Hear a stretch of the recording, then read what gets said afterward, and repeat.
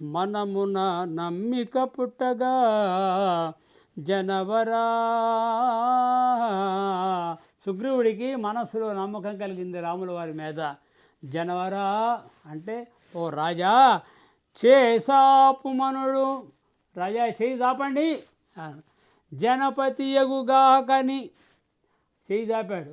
జనపతి ఎగుగాక అని ఆయన చెప్పి, ఇతరేతర మస్తకమనుకూలత బట్టి చేసి రాలింగనము, ఆయన తల మీద చేయబెట్టి మీరు రాజు అవుతారో అని చెప్పి ఆ విధంగా ఆ రాముల వారిని సుగ్రీవుడు కౌగలించుకున్నాడు.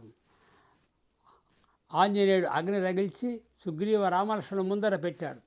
చూడండి, అది ఒక అనుబంధం ఎట్లా బంధంగా మారిపోతుంది, ఒక స్నేహబంధం ఎలా అవుతుంది చూడండి. ఒక అగ్ని అంటే ఒక మంట రేపాడు అనమాట ఆంజనేయ స్వామి. చెప్తే అక్కడ సుగ్రీవుడు రామలక్ష్మణుల ముందు పెట్టాడు. ఇద్దరు కూడా ఆ మంట చుట్టూ ప్రదర్శన చేశారనమాట. దాన్ని ప్రామిసింగ్ అంటారు మనం మామూలుగా ఇంగ్లీష్లో అయితే. అంటే మాట ఇవ్వడం అనమాట. అగ్ని సాక్షిగా మాట ఇవ్వడం, అగ్ని సాక్షిగా మనపూర్వకంగా స్నేహం కుదిరించుకున్నారు. అంటే అగ్ని సాక్షిగా ఆ అగ్నిదేవుడి మీద చేతులు పెట్టేసి ఇద్దరు కూడా ఒకటయ్యాము, మన స్నేహం కలకాలం ఉండాలి అనేటువంటి ప్రమాణాలు చేసుకున్నారన్నమాట. ఇది ఆనాటి అప్పటి ఆచార వ్యవహారాలన్నమాట. అప్పుడు రాముడు సుగ్రీవుని చూచి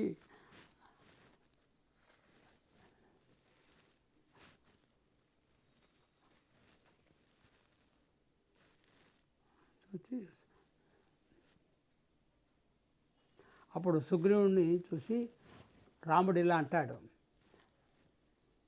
ఇంకా భయపడకు, బాధపడకు, నీ భార్యను నీ చెంతగా తెస్తాను. నీ భార్య దేవలోకంలో ఉన్నా, నాగలోకంలో ఉన్నా, సముద్ర గర్భంలో తెప్పిస్తాను అని అంటాడనమాట. అలా జరిగిపోయింది. రావణుని చెత్త బుసలు కొట్టే పాములాగా మెలిగిపోతున్నది. ఇక్కడి విషయం మనం చూసుకుందాం.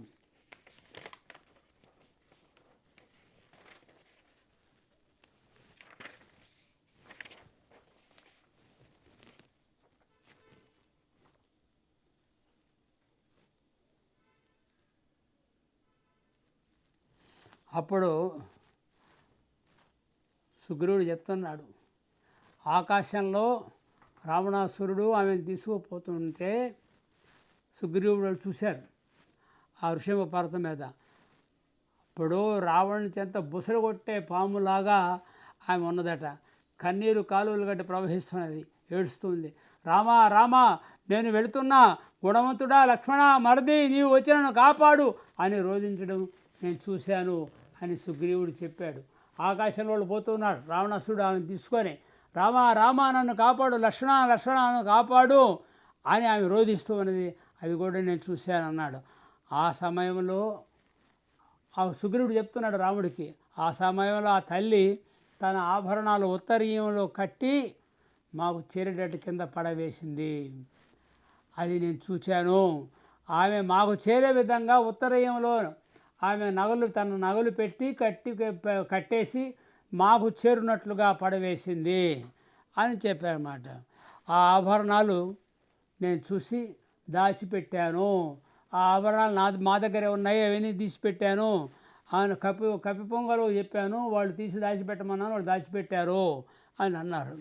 ఇప్పుడే తీసుకొస్తాను అనగానే రాముడు ఒక గొప్ప ఆధారం దొరికిందనమాట. రావణాసురుడు సీతను తీసుకుపోతున్నాడని ఆధారం దొరికిందనమాట. ఆమె తన పై వస్త్రంలో ఆభరణాలు మూటగట్టి కపివీరులకు చేరేటట్లుగా చేసింది. అవి సుగ్రీవుడు దాచిపెట్టాడు. ఇప్పుడు తీసుకురమ్మన్నాడు. ఆ మూట తీసుకొచ్చారు. అప్పుడు ఆ రాముడు ఆ మూటను చూసి కన్నీరు నింపుకుంటూ పెద్ద పెట్టున అరుస్తూ మూర్చిపోయాడు పాపం. అంటే ఈ ఆభరణాలను సీతవే కాబట్టే సీతాదేవి ఇంత దయనీయ స్థితిలో ఉందని ఆయన చూసి రోధించి మూర్చిపోయాడనమాట. అంటే సీతారాముల యొక్క పరస్పర ప్రేమాభిమానాలు ఎంత ప్రగాఢంగా ఉంటుందో ఈ జాతికి తెలియజేయడానికే ఈ రామాయణ గాథ మనం చదువుకుంటాం. అదనమాట. ఆ ఉత్తరయాన్ని వాళ్ళంతా తాక్కొని కళ్ళు తుడుచుకున్నాడు. సరే, ఏ ఆభరణాలు అయితే ఏ ఉత్తరయంలో కట్టుకుందో ఆ ఉత్తరయాన్ని వాళ్ళంతా ఆయన తాపుకొని ఆయన కళ్ళు తుడుచుకున్నాడంట రాముల వారు. పక్కన ఉన్నాడు లక్ష్మణుడు కూడా అదే స్థితి. ఆ అమ్మవారి ఆభరణాలు చూడగానే అదే స్థితిలో దుఃఖం పెరిగింది రాముడు. అప్పుడు అలా ఆవేశం వచ్చేసింది. ఉన్నట్టుండి రాముల వారికి ఆవేశం వచ్చింది. తర్వాత ఆవేశం వచ్చింది, విపరీతమైన రావణాసుడి మీద విపరీతమైన కోపం కూడా వచ్చేసి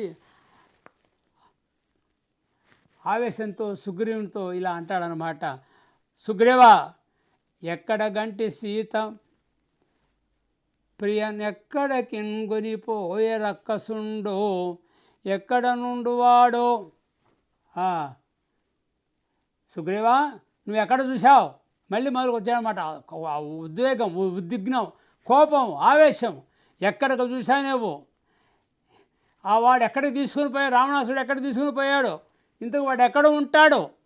ప్లవగేశ్వర చెప్పుము. ఓ ప్లవగేశ్వర, ఓ వానర వీర, నాకు చెప్పు, నాకు ఆ కలును వ్రక్కలు చేసేదను. రాముడికి ఎంత విపరీతమైన కోపం వచ్చిందంటే, ఆ నీచుడిని నేను ముక్కలు చేస్తాను. తనువు వ్రచ్చదా, వాడి శరీరాన్ని గుచ్చి పారేస్తామాట, ఖైమా కొట్టినట్టు కొడతాను అన్నాడు. తనువు వ్రచ్చదా అమ్ముల గుచ్చేదాన్ని, బాణాలతో గుచ్చేస్తాను వాడి శరీరాన్ని.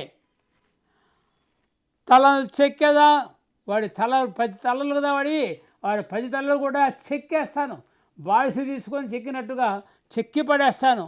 ఉక్కడగించి విదిలించేదా, వాడి పరాక్రమానంతా కూడా నాశనం చేసి విదిలిస్తాను. నుంచేదా, వాడిని నానా బాధలు పెడతాను. సంహరించేదని. చూడండి ఆవేశములు ఎలా మాట్లాడుతున్నాడు. ఒక్కొక్క పదాన్ని ఆచితూచి మాట్లాడుతున్నాడు. అలా అన్నమాట. ఆ కలుణ్ణి ముక్కలు చేస్తా, శరీరానంతా తుట్టుపడుస్తా, అమ్ములు బాణాలతో గుచ్చుతా, వాడి బలాన్నంతా కూడా నాశనం చేసి వాడిని ముక్కలు చేసేస్తాను. వాడిని బాధ పెడతాను, వాడిని చంపుతా. ఇన్ని చేస్తే సావకాశం వస్తాడు. అంటే ఆ రావణాసుడు మీద ఆయనకు ఎంత కోపం ఉందో, వాడు చేసినటువంటి ఆ దుర్మార్గపు చర్య ఎలాంటిదో ఇక్కడ మనకు అర్థమవుతుందన్నమాట. ఇవన్నీ ఆ కోపం చూడగానే సుగ్రీవుడికి కొంచెం భయం కలిగింది. సుగ్రీవుడు వినయంగా అప్పుడు చెప్తూ ఉన్నాడు అన్నమాట. రామా, దుఃఖించకు. అయ్యా రామచంద్రుల వారు, మీరు దుఃఖపడకండి. జానకిని తీసుకొని వచ్చే ప్రయత్నం నేను చేస్తాను. సమస్త రాక్షసులను రావణునితో సహా చంపి నీ పరాక్రమాలు ప్రపంచానికి తెలియజేయి. సీతను తీసుకొచ్చే మార్గం నేను చూస్తాను.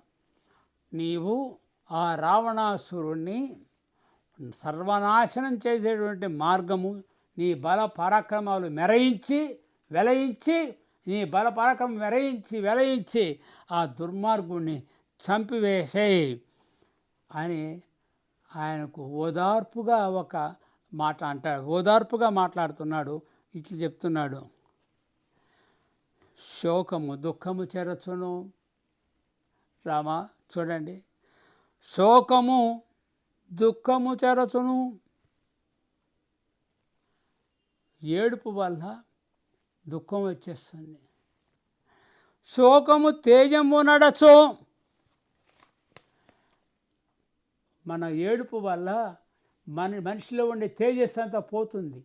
అంటే ముఖం అంతా కూడా మ్లానమైపోతుంది. కాబట్టి ముఖం అంతా కూడా ఏడుపు ముఖం కదా, ఏడుపు ముఖం అంటాం కదా, అలా మారిపోతుంది, తేజం తగ్గిపోతుంది.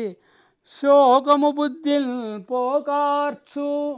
ఇక శోకము మన ఆలోచన విధానాన్నే పాడు చేస్తుంది. బుద్ధిని పోకార్చు, ఆలోచననే మార్చేస్తుంది అన్నమాట. కాన తాలిమి గైకొని శోకంబు విడువగా వలయు నృపా. కాబట్టి శాంతము వహించి మిత్రమా దుఃఖాన్ని విడిచిపెట్టు. శోకం వల్ల దుఃఖం వల్ల మన తేజస్ అంతా నశించిపోతూ ఉంది. దాన్ని విడిచిపెట్టేసేయి, ఖచ్చితంగా మనం కార్యాన్ని సాధిద్దాం అన్నాడు.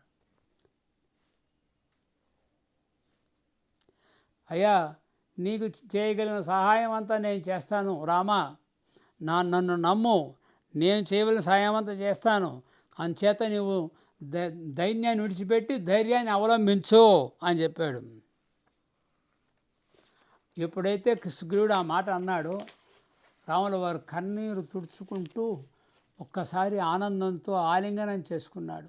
సుగ్రీవా, నీవు నాకు స్నేహితుడవు, అంతేకాదు గొప్ప బంధువుడివి కూడా నువ్వు. అంచేత నువ్వు చెప్పావు కాబట్టి దుఃఖాన్ని విడిచిపెడుతున్నాను. నీ వంటి బంధువు నాకు ఇప్పుడు ఎవరు లేరు. నీ మంచి మాటలతో నన్ను సంతోషపెట్టావు.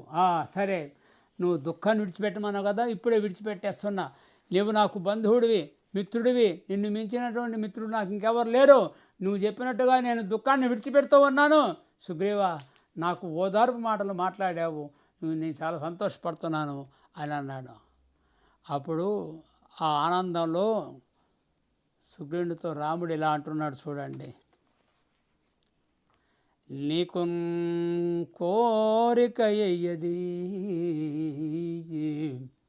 సుగ్రీవా, నువ్వు ఏమి కోరుతున్నావు, నేను ఏం చెయ్యాలి? నీ కోరిక, నీ మనసులోని కోరిక అయ్యేది. ఆ కోరిక చేయ నిక్కమగు శపథంబున్ గైకొని చేసేదా. నీ మనసులో కోరిక ఏదో చెప్పు, నాకు ఇంత సహాయం చేస్తానన్నావు కదా, నేను నీకు ప్రతి సహాయం కూడా చేయొచ్చు, తప్పులేదు కదా. నీ మనసులో కోరిక ఏంటో చెప్పు, ఆ కోరికను నేను సఫలీకృతం చేస్తాను అనవుడు. ఇలా అనగానే కపినాథుడు, అప్పుడు ఆ సుగ్రీవుడు కపులు హర్షించి రొగిన్, కపినాథుడు సంతోషించాడు. చుట్టూ ఉన్నటువంటి ఆ కపు వాళ్ళందరూ కూడా హర్షించారంట. నీ కోరిక అయితే చెప్పు, నా కోరిక నేను చేస్తానన్నావు, నీకేం కోరిక కాదు చెప్పు, నేను చేసి పెడతాను అనగానే సుగ్రీవునితో పాటు అందరూ కూడా విపరీతమైన ఆనందానికి లోనయ్యారన్నమాట. అంటే స్నేహధర్మంలో పరస్పర సహకారం చేసుకోవడం అనేది స్నేహం యొక్క గొప్పతనం, ప్రాథమికమైనటువంటి లక్ష్యం అన్నమాట. అలా చేశాను. అప్పుడు సుగ్రీవుడు అంత ఆనందంలో పొంగిపోయి ఇలా అంటాడనమాట,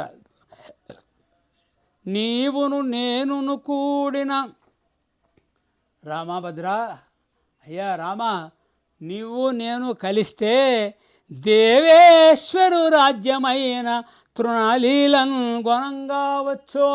అది అయ్యా రామ, నీవు నేను కలిస్తే దేవేంద్రుడి రాజ్యమైనా సరే సులభంగా వశం చేసుకోగలం అని నిజ సంభావిత రాజ్యములు ఓలబడుట అరుదే.